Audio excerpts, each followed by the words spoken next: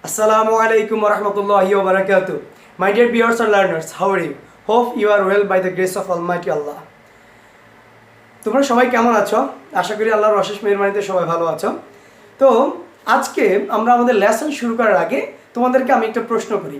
আচ্ছা, তুমি কি ভাত খেয়েছো? উত্তরটা কি হবে? হবে কেউ কেউ তোমরা বলবা যে আমি ভাত খেয়েছি, আবার কেউ কেউ বলবা যে আমি ভাত খেয়েছিলাম, আবার কেউ কেউ হয়তো বলতে পারো আমি ভাত খাবো। এখন দেখো তো, তুমি যাকেই যেই প্রশ্নই করো না কেন, যাই করতে বলো না কেন, সব কিছুই কিন্তু তুমি দেখো সেখানে কিন্তু একটা বিষয় আমাদের চলে আসে। আমরা একটা সময় নির্দেশ করি যে কাজটা আমি কখন করেছি। যেমন তুমি যারা বলছো যে আমি ভাত খেয়েছি বা খাই, তার মানে হচ্ছে যে তুমি এখন খাচ্ছ বা এইমাত্র খেয়েছো, এরকম বিষয়টা। হ্যাঁ, আর যে বলতেছে আমি ভাত খেয়েছিলাম, মানে হলো যে তোমার খাওয়া একবারেই শেষ, এখন কিন্তু সেই ঘটনার বা সেই কাজের এখন আর অস্তিত্ব নেই। আবার কেউ বা তোমরা বলো যে আমি ভাত খাবো, দ্যাট মিনস তুমি এখনও খাও নাই, খাওয়ার কাজটাই তোমার শেষ হয় নাই। বুঝতে পারতেছো আজকে আমরা কি নিয়ে আলোচনা করব?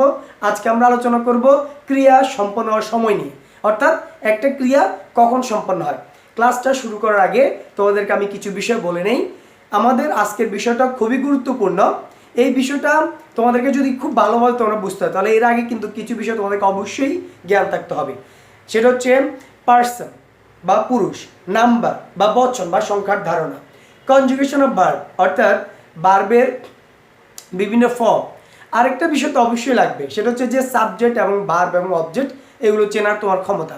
অবশ্যই এই বিষয়গুলো তোমরা, আশা করি তোমাদের এই বিষয়ে জ্ঞান রয়েছে। আর যাদের এখনও এই বিষয়গুলো দুর্বলতা মনে হয়, তারা আমার পিছনে ভিডিওগুলো দেখো, সেখানে এই ব্যাপারে আলোচনা করা হয়েছে। তো যাই হোক, আজকে আমরা আলোচনা করব খুব গুরুত্বপূর্ণ একটা বিষয়, সেটা হচ্ছে টেন্স বা কাল নিয়ে। এখন এইটাকে অনেকে বলে যে ইংরেজির মা বলে। আসলে কেন বলে? Mother is the very important person in our life, because without mother no one can think about his existence in this world. অর্থাৎ কি, মা ছাড়া আমরা কি আমাদের অস্তিত্ব পৃথিবীতে চিন্তা করতে পারি না। এই জন্য মাকে খুবই গুরুত্বপূর্ণ আমাদের ব্যক্তি জীবনে বা আমাদের এই পৃথিবীতে আসার পেছনে মা বাবা দুজনই গুরুত্ব বেশি। তো যাই হোক, এখানে আসলে ইংরেজিকেও মা বলা হয়, এর একটা কারণ হচ্ছে, সেটা হচ্ছে যে তোমার মা ছাড়া যেমন আমরা পৃথিবীতে নিজেদের অস্তিত্ব চিন্তা করতে পারি না, অনুরূপভাবে বলা হয়ে থাকে টেন্স ছাড়া আমরা আমাদের যে ইংরেজি ভাষাটা রয়েছে, বিশেষ করে specially the person to home this is second language, অর্থাৎ যাদের প্রতি ইংরেজিটা হচ্ছে দ্বিতীয় ভাষা, তাদের ক্ষেত্রে কিন্তু এটা খুবই গুরুত্বপূর্ণ। তো যাই হোক, আমরা আর এদিকে কথা না বলে আমরা দেখি আজকে আমরা টেন্স বা কাল এটা কি আসলে। দেখি আমরা কি লেখা আছে এখানে। সংজ্ঞাটা হচ্ছে এরকম: ক্রিয়া সম্পন্ন হওয়ার সময়কে টেন্স বা কাল বলে। অর্থাৎ ক্রিয়াটা কখন সম্পন্ন হলো সেটা হচ্ছে মূলত পক্ষে টেন্স বা কাল। আর একটা ব্যাপার বলে রাখি, একটা ক্লাসে কখনোই টেন্সের পুরো ডিসকাশনটা কমপ্লিট করা সম্ভব না। ফর দিস রিজন আমি এটাকে কয়েকটা ক্লাসে ভাগ করে নিয়েছি। তোমাদের আজকে ক্লাসটা হচ্ছে পার্ট 1, অর্থাৎ আমরা এটা আজকে প্রথম পার্ট, এরপরে এইভাবে আমাদের দ্বিতীয় পার্ট, তৃতীয় পার্ট আসবে। তো চলো আমরা কিছু উদাহরণ দেখি, যে কথাগুলো আমরা একটু আগে বললাম। যেমন তুমি বললা আমি ভাত, ধরো একজন বলল যে আমি ভাত খাচ্ছি, আমি ভাত খাচ্ছি। আরেকজন বলল আমি ভাত খেয়েছিলাম, আমি ভাত খেয়েছিলাম। আরেকজন বলল আমি ভাত খাবো, আমি ভাত খাবো। এখন দেখো, তুমি যে ক্রিয়াই বলো, যে কাজই বলো, সেখানে তুমি কিন্তু এই 3 শ্রেণীর সময় তুমি নির্ধারণ করবে, এছাড়া কিন্তু আর কোনো সময় নির্ধারণ করা যায় না। হয়তোবা ওই সময়কারই কাছে বা একটু দূরে, এরকম আমরা বুঝি আর কি ক্রিয়াটা। যদি আমরা বিষয়টা দেখি, তা আমি ভাত খাচ্ছি, খাচ্ছি মানে কি, মানে হচ্ছে আমার এখন চলমান, right now this is but I am eating, right, আমি খাচ্ছি, আমার এখন এটা চলমান। তো এই চলমান মানে এটা হচ্ছে আমার বর্তমান কাল, এখনকার সময় নিয়ে আমি এটা ভাবছি। আর এই বর্তমান কালটাকে ইংরেজিতে বলা হয় প্রেজেন্ট টেন্স। আরটা হচ্ছে আমি ভাত খেয়েছিলাম, মানে কি আমার খাওয়াটা হয়ে গেছে, কাজটা সম্পন্ন। আর এটাকে আমরা বলি ফার্স্ট, মানে অতীতের ঘটনা, তাই না, এটাকে বলি ফার্স্ট টেন্স। আরটা হচ্ছে যে আমি ভাত খাবো, মানে আমার এখনো খাওয়া হয় নাই, হবে। সুতরাং সেটাই হচ্ছে তোমার ফিউচার বা ভবিষ্যৎকাল। Let's see the kinds of tense, অর্থাৎ চলো আমরা দেখি টেন্সের প্রকারভেদ। আমরা একটু আগে বলেছি যে টেন্সকে প্রধানত 3 ভাগে ভাগ করা হয়েছে: অতীত, বর্তমান এবং ভবিষ্যৎ। অর্থাৎ ফার্স্ট, প্রেজেন্ট এবং হচ্ছে ফিউচার। তো চলো এখানে দেখি যে প্রধানত মূলত এই 3 প্রকারই, আর প্রত্যেকটা টেন্সকে আবার 4 ভাগে ভাগ করা হয়েছে: ইনডেফিনিট, কন্টিনিউয়াস, পারফেক্ট এবং পারফেক্ট কন্টিনিউয়াস। তার মানেটা কি? তার মানে হলো এই প্রেজেন্টকেও ভাগ করা হয়েছে 4 ভাগে, আবার ফার্স্টকেও ভাগ করা হয়েছে 4 ভাগে, প্রেজেন্টকেও ভাগ করা হয়েছে 4 ভাগে, এবং এই ফিউচারকে ভাগ করা হয়েছে 4 ভাগে। তার মানে হলো ফার্স্ট এটা হচ্ছে 3 প্রকার, 4 প্রকার, এটা আবার 4 প্রকার, এটা আবার 4 প্রকার। অর্থাৎ সর্বমোট টেন্স হচ্ছে 4, 4, 8 এবং হচ্ছে 4, 12। অর্থাৎ সর্বমোট টেন্স হচ্ছে 12 প্রকার। তাহলে এর ভিতরে আমরা কি বুঝলাম? টেন্সকে প্রধানত 3 ভাগে ভাগ করছে আর প্রত্যেকটাকে 4 ভাগে ভাগ করা হয়েছে। অর্থাৎ যখন আমরা ফার্স্ট টেন্সের কথা বলবো তখন হচ্ছে পাস্ট টেন্স 4 প্রকার: first indefinite, first continuous, first perfect এবং ফার্স্ট পারফেক্ট কন্টিনিউয়াস। আবার যখন আমরা প্রেজেন্ট নিয়ে কথা বলবো, present indefinite, present continuous, present perfect এবং প্রেজেন্ট পারফেক্ট কন্টিনিউয়াস। আবার ফিউচারের ক্ষেত্রে সেম কথা: future indefinite, future continuous, future perfect, future perfect continuous. অর্থাৎ সর্বমোট টেন্স হচ্ছে 12 প্রকার আর প্রধানত হচ্ছে 3 প্রকার। Before starting the definition of the kinds of tense, I am going to inform you about an important thing, that after completing all the kinds, I am going to give you a short technique to identify every tense. So অর্থাৎ আমি তোমাদেরকে এটাই বোঝাতে চাচ্ছিলাম যে আমরা যেভাবে যাব, আমরা একবারেই পার্ট বাই পার্ট আমরা এখন পুরোপুরি রূপে বিস্তারিতভাবে আলোচনা করব, কিন্তু ইনশাল্লাহ পুরো আলোচনা শেষে আমি তোমাদেরকে একটা শর্ট টেকনিক দেব, যেইভাবে তোমরা তোমাদের স্ট্রাকচারগুলো, বিশেষ করে টেন্সের প্রত্যেকটা টেন্সের স্ট্রাকচারগুলো খুব সহজে ইনশাল্লাহ মনে রাখতে পারবে। তো চলো আমরা এখন টেন্সের বিভিন্ন প্রকারগুলো দেখি। তো প্রথমে রয়েছে প্রেজেন্ট টেন্স। তো প্রেজেন্ট টেন্সকে আমরা বলছি কয় ভাগে ভাগ করছে বলো তো? 4 ভাগে। হ্যাঁ, present indefinite, present continuous, present perfect এবং প্রেজেন্ট পারফেক্ট কন্টিনিউয়াস। তো আমরা প্রথমে দেখব প্রেজেন্ট ইনডেফিনিট। প্রেজেন্ট ইনডেফিনিট অথবা এটার আরেকটা নাম হচ্ছে বাংলাতে সাধারণ বর্তমানকাল।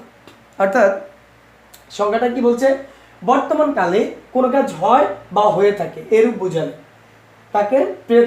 বুঝালে প্রেজেন্ট ইনডেফিনিট টেন্স হয়। অর্থাৎ সাধারণভাবে কোনো কাজ হয় অথবা হয়ে থাকে।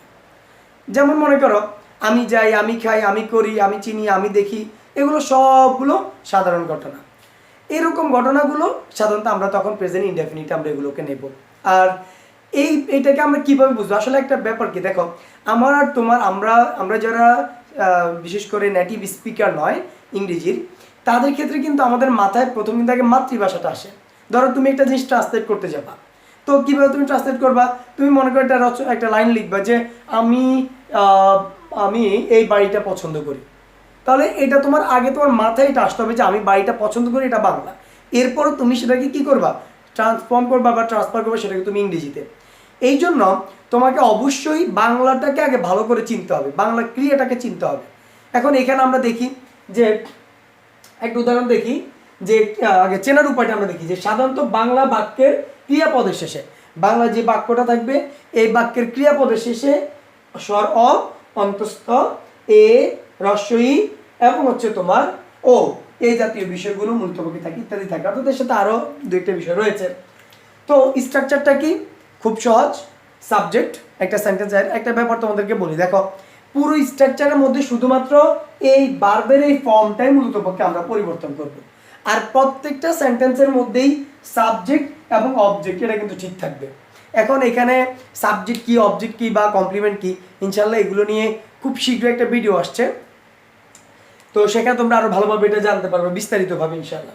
তো এখানে তাহলে কি একটা সেন্টেন্সে তাহলে আমরা কি বুঝলাম যে প্রেজেন্ট ইনডেফিনিট বা বর্তমান কালটা কি, যে সাধারণভাবে বর্তমানে যেটা হয়।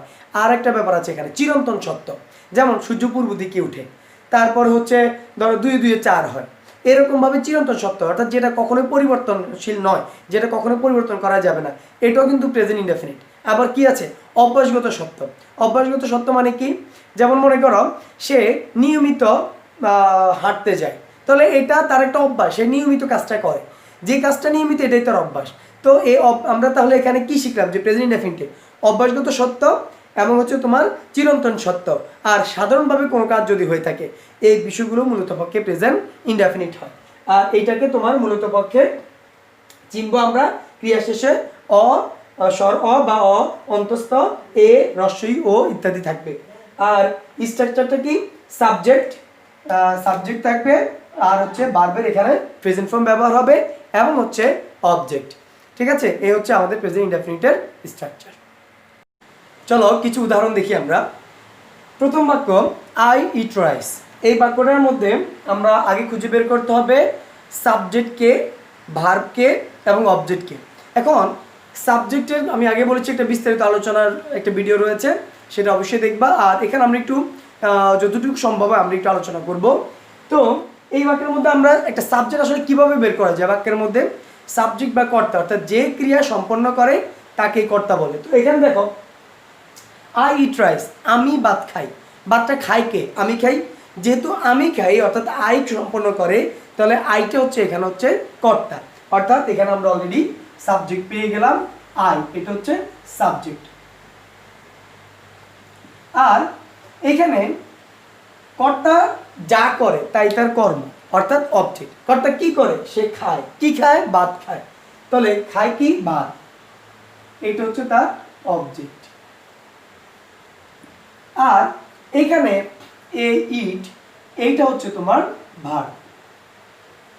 এখন দেখো, কনজুগেশন অফ ভার্বের আলোচনা থেকে তোমরা জানো যে ইটের তিনটা ফর্ম আছে, একটা হচ্ছে ইট, আরেকটা হচ্ছে এট, আরেকটা হচ্ছে ইটেন। এখন এর ভিতরে এটা হচ্ছে প্রেজেন্ট ফর্ম, এটা ফার্স্ট ফর্ম, এবং এটা হচ্ছে ফার্স্ট পার্টিসিপাল ফর্ম। এখন দেখো এখানে কি হলো, সাবজেক্ট আমরা পেয়েছি, ভার্ব পেয়েছি, এবং ভার্বের মধ্যে এটা কোন ভার্বের কোন ফর্ম?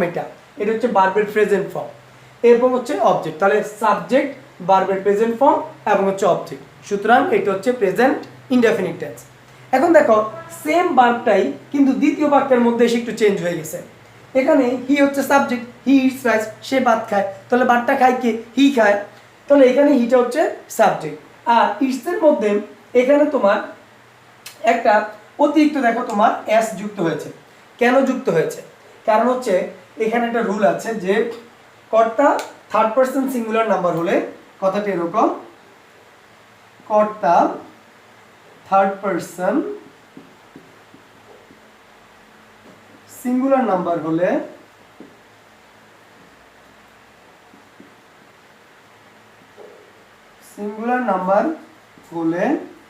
ভার্বের শেষে এস বা ইএস বসে।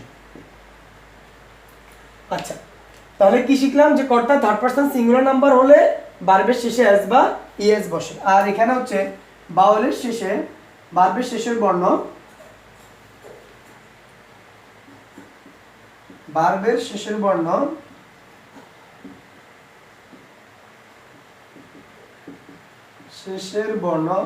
ভাওয়েল হলে ইএস, এবং কনসোনেন্ট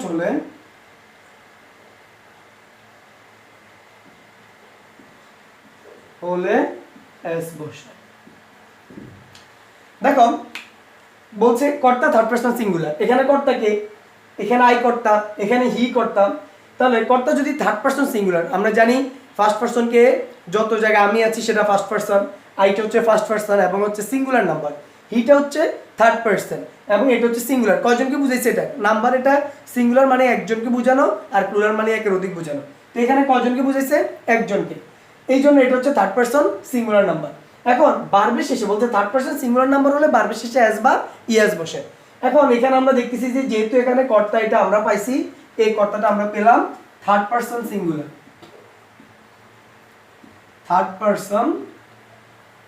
সিঙ্গুলার, যেহেতু এটা আমরা থার্ড পারসন সিঙ্গুলার নাম্বার পাইছি আমরা এটা, সুতরাং ভার্বের শেষে আমাদের এস বা ইএস বসবে। এখন আমি কি এস বসাবো? যেহেতু অপশন দুইটা, এস অথবা ইএস, এখন কোনটা হবে? এস হবে না ইএস হবে?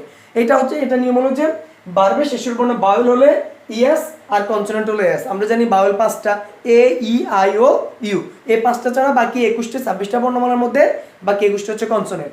তো এখানে এস যেহেতু এখানে টি আছে, টিটা হচ্ছে কনসোনেন্ট, এই জন্য তোমার এখানে বসছে এস। আবার পরের বাক্যটা আমরা দেখি, হি গোজ টু স্কুল।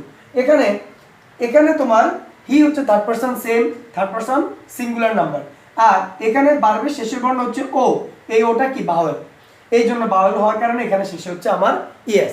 এখন এটা মনে রাখবো কিভাবে যে কখন এস হবে বা কখন ইয়েস হবে। আমি এটা বলি কি যে একটা মনে রাখার কৌশল আর কি, এটা সেটা হচ্ছে যে ভাবিকে বেশি দিও, অনেকটা বিষয়টা এরকম, এটা মনে রাখার জন্য ভাবিকে বেশি দিও, যাদের এটা মনে রাখতে কষ্ট হয় তাদের জন্য ভাবিকে বেশি দিও।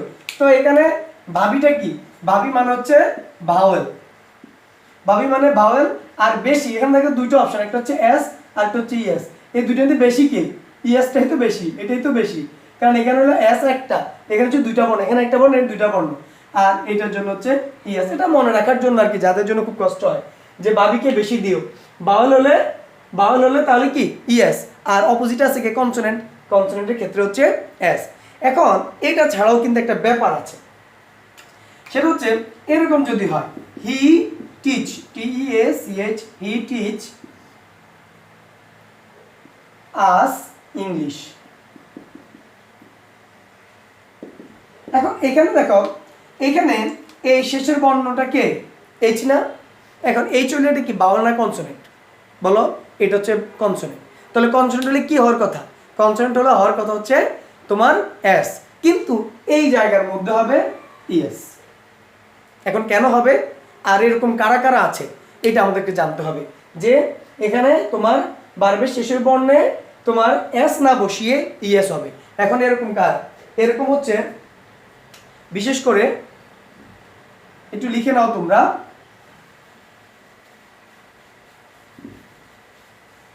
যে এখানে আমরা বলছি বারবার শেষের বর্ণ বাউল হলে ইএস এবং কনসোনেন্ট হলে এস, কিন্তু এইটা ছাড়াও কিন্তু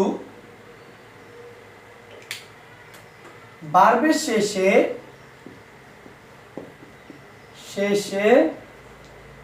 S, S S, X, Z, CH ইত্যাদি থাকলে দেখো এখানে কিন্তু এস কনসোনেন্ট, এ এসটাও কনসোনেন্ট, এক্সটাও কনসোনেন্ট, জেডটাও কনসোনেন্ট, এইচটাও কনসোনেন্ট, কিন্তু এগুলো সবগুলো কনসোনেন্ট হওয়া সত্ত্বেও এখানে কিন্তু তোমার ইএস হবে না, এস হবে না, এস হওয়ার কথা ছিল কিন্তু এস না হয়ে এখানে হবে ইএস ইত্যাদি থাকলে ভার্বের শেষে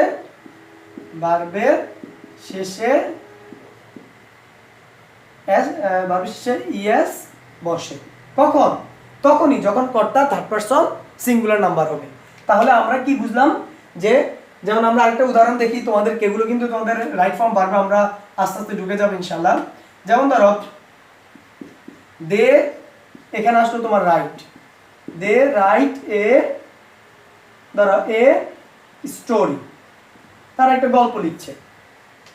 এখন এই বাক্যটার মধ্যে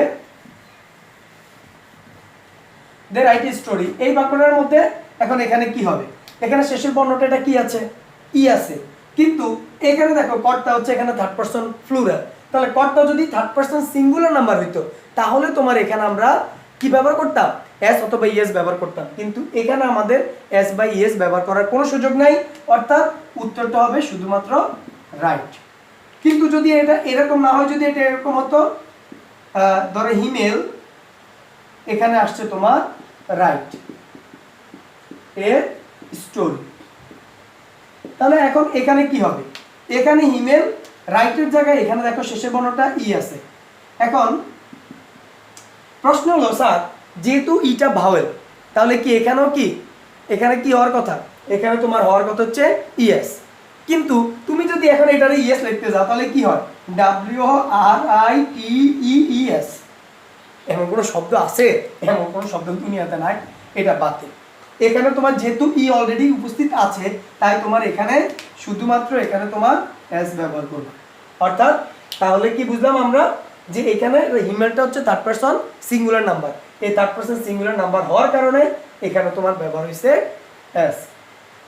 তো যাই হোক, আমরা আজকে এটা আমরা বুঝলাম, এতটুকু আশা করি আমরা বুঝতে পারছি। এবার আমরা ইনশাআল্লাহ আমরা পরবর্তী ভিডিওতে আমরা তোমাদের আলোচনা করে নিয়ে আসবো যে আমরা একটা বাক্যকে হ্যাঁ বোধক এবং না বোধক, যেমন আমি খাই, আমি খাই না, আমি কি খাই, এইরকমভাবে আমরা কীভাবে ইংরেজিটাকে আরও সুন্দর করা যায়। আর বিশেষ করে আমরা যখন কনভার্সন করি, অর্থাৎ কনভারসেশন করি, আমরা একজনের সাথে যখন কথা বলি, এই কথা বলার ক্ষেত্রে আমরা যেগুলো প্রয়োজন সেটা নিয়ে ইনশাল্লাহ আমরা পরবর্তী ভিডিওতে উপস্থিত হচ্ছি। আজকে এ পর্যন্তই। সবাই ভালো থাকবা, সুস্থ থাকবা। আল্লাহ হাফেজ।